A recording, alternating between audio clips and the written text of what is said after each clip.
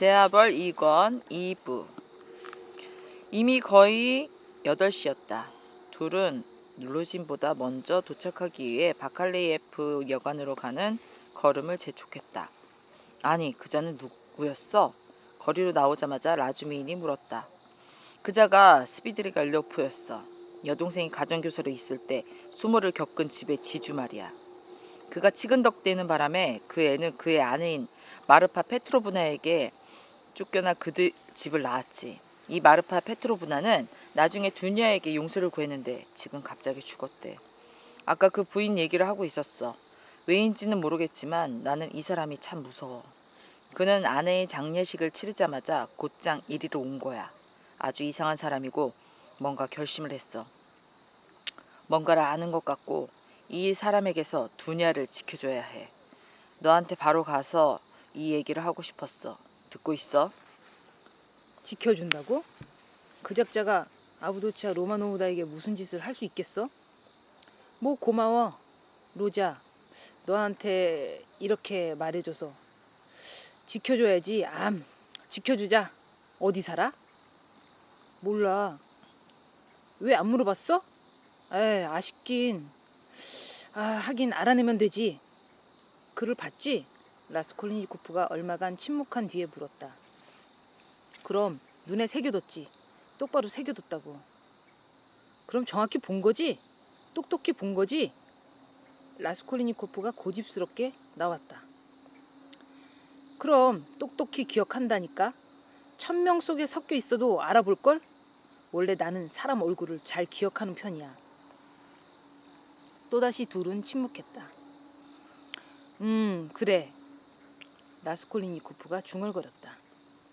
그런데 말이야, 문득 든 생각이 줄곧 나는 아무래도 이게 환상인 것 같아. 무슨 말을 하는 거야? 통 이해가 안 되는걸?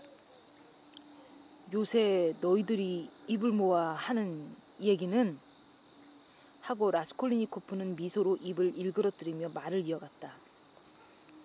내가 정신이 나갔다는 거잖아. 지금은 내가 생각해도 내가 정말로 정신이 나갔고 오직 환영을 받을 뿐인지도 모르겠어. 아니 그게 무슨 소리야. 사실 누가 알겠어. 나는 그야말로 정신이 나갔고 요 사흘 내내 있었던 일은 전부 그냥 상상인지도 모르잖아. 에이, 로자. 또 머릿속이 엉망이 됐구나. 대체 그 작자가 무슨 말을 했어? 무슨 용건으로 온 거야? 라스콜리니코프는 대답하지 않았고 라주메이는 잠시 생각에 잠겼다. 그럼 내가 보고를 할 테니 좀 들어봐. 그가 말문을 열었다. 네 방에 들렀더니 너는 자고 있었어. 그 다음엔 밥을 먹었고 그 다음엔 포르피리에게 갔어. 자묘토프는 계속 거기 있더군. 말을 꺼내고 싶었지만 아무 말도 나오지 않았어. 아무리 해도 제대로 된 말이 나오지 않더란 말이지. 그자들은 꼭 내 말을 알아먹지 못하겠다는, 그럴 수도 없다는 투였지만 그러고도 도무지 당황하는 기색도 보이지 않았어. 나는 포르피리를 창가로 데려가 말을 꺼내보았지만 이번에도 왠지 제대로 되지 않았어. 그쪽에서 딴청을 피우자 나도 딴청만 피웠지. 결국엔 그 형의 낯짝에 주먹을 바싹 갖다 대고서 친척답게 묵사발을 만들어 놓겠다고 말했어. 형은 그냥 나를 쳐다보기만 하더군. 나는 침을 뱉어주고 나왔어. 이게 다야. 정말 바보 같지. 자묘투파는 한마디도 안 했어. 다만 말이야, 일을 망쳤다고 생각했는데 계단을 내려올 때 문득 한 가지 생각이 떠올라 아차 싶더라. 즉, 우리가 무엇 때문에 이렇게 법석을 떠는 걸까? 사실 너에게 위험이 닥쳤다거나 뭐 그 비슷한 일이라도 있으면 모를까. 하지만 지금 넌 아무렇지도 않잖아. 너는 이 일과 아무 상관도 없고 녀석들한테는 침이나 탁 뱉어주면 될 일이야. 나중에 우리 저들을 실컷 비웃어주자. 내가 네 입장이라면 오히려 너희 녀석들을 골려줬을 거야. 녀석들 나중엔 얼마나 부끄러울까. 침이나 탁 뱉어줘. 혼쭐을 내주는 건 나중에 해도 되니까 지금은 그냥 비웃어주자. 그야 물론이지. 라스콜리니코프가 대답했다. 내일이면 네가 무슨 말을 할까? 그는 속으로 생각했다. 참 이상한 노릇인데 라주민이 알게 됐을 때 무슨 생각을 할까 하는 의문이 지금까지 단 한 번도 그의 머릿속에 떠오르지 않았던 것이다. 이런 생각을 하고서 라스콜니코프는 그를 유심히 쳐다보았다. 포르피리를 방문한 후 지금 라주민이 늘어놓는 보고에는 별로 관심이 가지 않았다. 그때 이후로 얼마나 많은 일이 있었던가. 복도에서 그들은 루진과 딱 마주쳤다. 그는 8시 정각에 나타나 방을 찾고 있었던 중이었다. 그래서 셋이 다 함께 안으로 들어갔지만 서로를 쳐다보지도 인사를 주고받지도 않았다. 청년들이 앞장섰고 표트로 페트로비치는 예의를 차리느라 외투를 벗으며 현관에서 다소 꿈을 댔다. 풀헤리아 알렉산드로브나는 얼른 그를 맞으려고 문지방까지 나갔다. 두냐는 오빠와 인사를 나누었다. 안으로 들어온 표트로 페트로비치는 이전보다 2배는 더 점잔을 빼긴 했어도 제법 상냥하게 여인들과 인사를 나누었다. 그래도 약간 갈팡질팡하고 아직 뭘 어떻게 해야 될지 모르겠다는 눈치였다.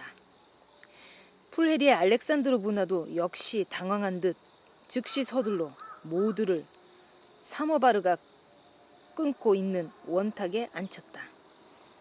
두냐와 루지는 원탁의 양쪽 끝에 서로 마주보고 앉았다. 라주민과 라스콜니코프는 풀헤리아 알렉산드로브나의 맞은편에 앉게 되었는데 라주민은 루진 쪽에 가까운 자리였고 라스콜니코프는 여동생 옆자리였다. 순간적인 침묵이 찾아왔다. 표트르 페트로비치는 유유자적하게 향수 냄새를 풍기는 목면 손수건을 꺼내 코를 풀었는데 자기와 같은 호인이 어떻든 다소간 체면에 손상을 입었으니 꼭 해명을 요구하겠노라는 확고한 결의가 담긴 표정이었다. 현관에 있을 때만 해도 코트도 벗지 말고 그냥 가버리자. 그럼으로써 두 여인이 모든 것을 단번에 통감하도록 엄중하고 호되게 혼쭐을 내주자는 생각이었다. 하지만 차마 그러지는 못했다. 더욱이 이 사람은 매사에 흐리멍덩한 것을 싫어하는 성미라 이 일도 분명히 밝혀둘 필요가 있었다. 자기의 명령이 이토록 노골적으로 무시됐다면 뭔가 있다는 소리이고 그렇다면 우선 그것을 알아내는 편이 좋겠다 싶었던 것이다.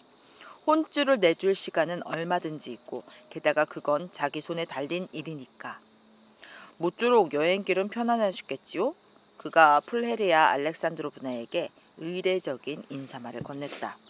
덕분에 잘 왔습니다. 표트르 페트로비치. 다행입니다. 아부드치아 로마노브나에게서도 피곤하지 않으셨는지요? 저야 젊고 튼튼하니까 피곤할 리 없지만 어머니께서는 몹시 힘드셨답니다. 두네치카가 대답했다. 어쩌겠습니까? 우리나라의 철도가 좀 길어야 말이지요. 이른바 어머니 러시아는 그야말로 광활하니까요. 어제는 꼭 마중을 나가고 싶었지만 도무지 짬을 못 내겠더군요. 모쪼록 별탈은 없으셨겠지요? 아유, 아니에요, 표트로 페트로비치. 우리는 무척 낙담했답니다. 폴헤리아 알렉산드로브나가 독특한 억양으로 다급하게 말했다. 그래서 어제 하나님께서 이 드미트리 프로코피이치를 보내주지 않으셨다면 우리는 그야말로 낭패였을 거예요. 바로 이분, 드미트리 프로코피이치 라주민 말입니다. 그녀는 이렇게 덧붙이며 그를 루진에게 소개했다. 아니, 인사는 나눴습니다. 어제요. 루진은 저기에 찬 눈초리로 라주민을 째려보며 이렇게 중얼거린 다음 인상을 팍 쓰고 입을 다물었다. 표트로 페트로비치라는 사람은 대체로 모임에 나가면 겉으로 굉장히 상냥하고 또 유달리 상냥하게 굴고 싶어 하지만 조금이라도 자기 입맛에 맞지 않으면 그 모든 처세술을 잃어버리고서 모임에 활기를 불어넣는 발랄한 신사보다는 차라리 보리자루처럼 돼버리는 부류에 속했다. 다들 또다시 입을 다물었다. 라스콜니코프는 집요하게 침묵을 고수했고 아부도치아 로마노브나는 때가 올 때까지 침묵을 깨지 않으려고 했고 라주미는 할 말이 전혀 없었는데 때문에 폴 해리와 알렉산드로 문화는 또다시 마음을 졸이기 시작했다. 마르파 페트로브나가 돌아가셨는데 들으셨어요? 그녀는 이 어마어마한 화제거리에 의지해 말문을 열었다. 그럼요, 듣다마다요. 그것도 제일 먼저 접했고 지금도 아르카치 이바노비치 스비드르가일로프가의 부인의 장례식을 치르자마자 당장 서둘러 페트르부르크로 출발했다는 소식을 알려주려고 온 것입니다. 적어도 제가 얻은 가장 정확한 정보에 따르면 그렇습니다. 페테르부르크로요? 여기로요? 두네치카가 불안스럽게 물으며 어머니와 눈짓을 주고받았다. 정확히 그렇고 몹시 서둘러 출발했다는 점과 대체로 그 이전의 정황을 고려한다면 물론 목적이 없지는 않겠지요. 맙소사, 그 사람이 혹시 여기서도 두네치카를 가만히 놔두지 않을까요? 풀헤리아 알렉산드로브나가 소리쳤다. 제 생각으론 부인도 아브도치아 로마노브나도 유달리 불안해하실 건 전혀 없는데 물론 두 분 쪽에서 그와 어떤 식으로든지 관계를 맺고 싶어 하지 않으신다면 말입니다. 저도 뒷조사를 하고 있으며 지금 그가 어디에 묵고 있는지 찾고 있는 중입니다. 아휴, 표트르 페트로비치, 못 믿으시겠지만 저는 방금 간이 철렁했어요. 풀헤리아 알렉산드로브나가 말을 이어갔다. 그 사람을 본 것은 겨우 2번뿐이지만 제 눈에는 끔찍한 사람으로 보였거든요. 돌아가신 마르파 페트로브나도 그 사람 때문에 그리 되셨다고 확신해요. 그 점에 관해서는 결론을 내릴 수 없습니다. 정확한 정보가 있거든요. 그가 말하자면 모욕이라는 정신적인 영향을 끼쳐 사태의 흐름을 가속화시켰을 수도 있다는 점에는 이론을 제기하지 않겠습니다. 한편 이 인물의 평소 소행과 정신적인 자질 전반에 관한 한 부인의 말씀에 동의합니다. 그가 지금 부자인지 마르파 페트로브나가 그에게 정확히 무엇을 남겼는지는 모르겠습니다. 아주 빠른 시일 내에 곧 알게 되겠지요. 하지만 물론 그에게 얼마간이나마 금전이 있는 이상 여기 페트로부르크에서 곧장 옛날 버릇이 나올 겁니다. 이자는 이런 부류의 인간들을 통틀어 방탕과 악덕에 제일 많이 찌든 인간이거든요. 저는 8년 전에 불행히도 그만 사랑에 빠져 빚더미에서 그를 구해준 마르파 페트로브나가 또 다른 점에서도 그의 뒤를 봐주었다는 가정할 수 없는 상당한 근거를 갖고 있습니다. 오로지 그 부인의 노력과 희생 덕분에 짐승 같은, 말하자면 환상적인 살인의 성격마저 가미된 형사사건이 아주 초기에 무마되었는데 그 건으로 그는 시베리아에 박힐 수도 있었지요. 자, 이런 위인이란 말입니다. 정 알고 싶으시다면요. 아휴, 맙소사. 풀헤리아 알렉산드로브나는 소리를 질렀다. 라스콜니코프는 주의 깊게 듣고 있었다. 그에 관한 정확한 정보가 있다는 말씀 사실이신가요? 두냐가 엄격하고 야무지게 물었다. 저는 고인이 되신 마르파 페트로브나에게 은밀하게 직접 들은 얘기만 말하는 겁니다. 한마디로 지적하자면 법률적 관점에서 볼 때 이 사건은 극히 애매한 것입니다. 여기에 레슬리흐라는 외국 여자가 살고 있었고 또 지금도 그런 것 같습니다만 푼떡 갖고 돈놀이를 하고 다른 일도 좀 하지요. 그 레슬리히와 스비드르가 일로프 씨는 옛날부터 극히 가깝고 은밀한 모종의 관계를 맺고 있었습니다. 그 여자 집에는 먼 친척벌 되는 조카딸이 살고 있었는데 벙어리에 귀머거리인 15살 아니 14살 정도밖에 안 된 그 소녀를 그 레슬리히라는 여자가 어마어마하게 미워해서 사사건건 야단을 치고 무자비하게 때리기도 했습니다. 그러던 어느 날 그 애가 다락방에서 목을 맨 채로 발견됐습니다. 판결이야 자살로 났지요. 그래서 사건은 통상적인 절차를 거쳐 그대로 일단락되었는데 나중에 밀고가 들어왔고 그 아이가 스비드리가 일로프에게 참혹하게 능욕당했다는 것이었습니다.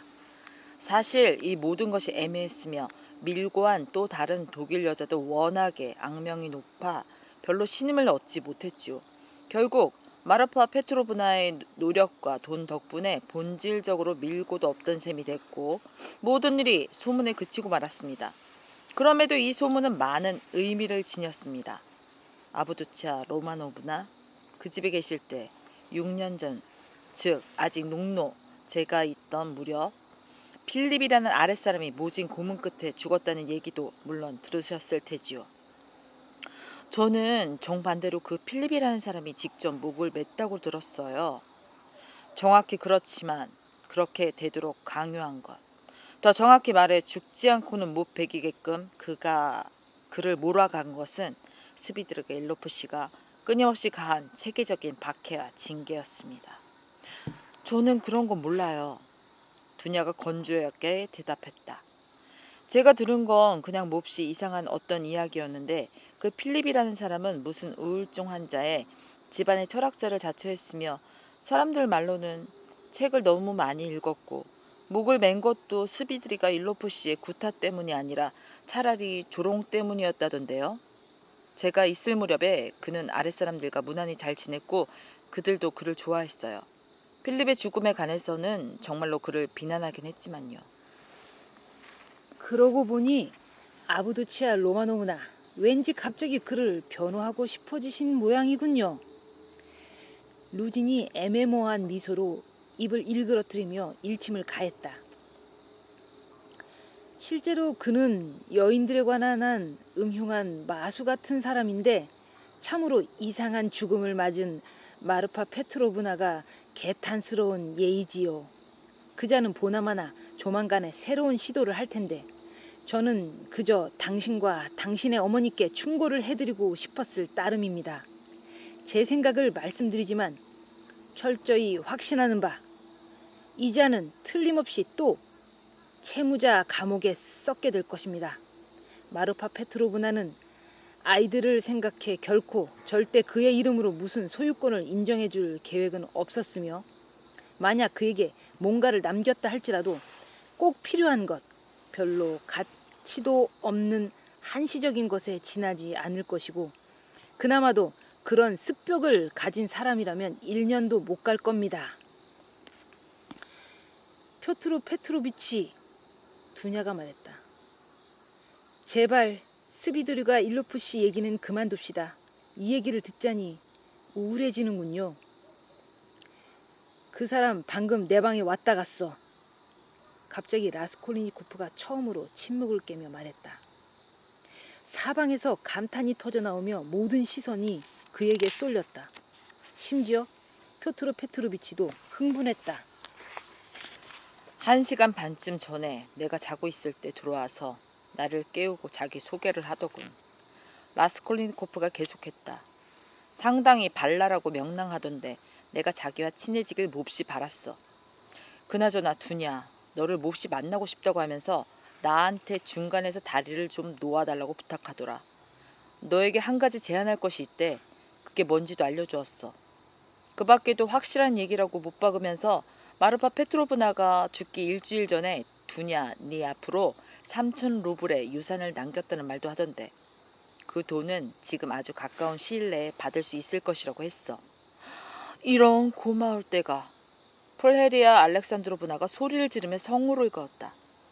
그분을 위해 기도해라, 두냐. 기도해. 그건 정말로 사실입니다. 루진의 입에서 이런 말이 튀어나왔다. 자, 그래서 그 다음은? 두네치카가 서둘렀다. 그러고 나서는 하는 말인즉 자기는 딱히 부자가 아니다.